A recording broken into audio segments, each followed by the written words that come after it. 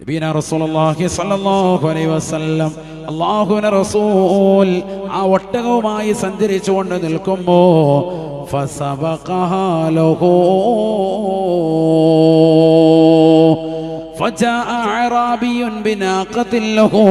ഒരഅറാബിയായ ഗ്രാമീണനായ മനുഷ്യൻ ആ നാട്ടിലേക്ക് കടന്നു വന്നു.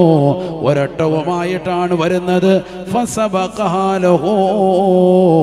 അല്ലാഹുവിന്റെ റസൂലിന്റെ ഒട്ടകത്തിന്റെ മുന്നിലൂടെ ഈ ഒട്ടകം നടക്കാൻ തുടങ്ങി. മറ്റൊരാൾ ഒരു ഒട്ടകവുമായി വന്ന ഒരു ഗ്രാമീണ മനുഷ്യൻ. ആ ഒട്ടകം ഇച്ചിരി കൂടി നല്ല കൂവത്തുള്ളതാണ്.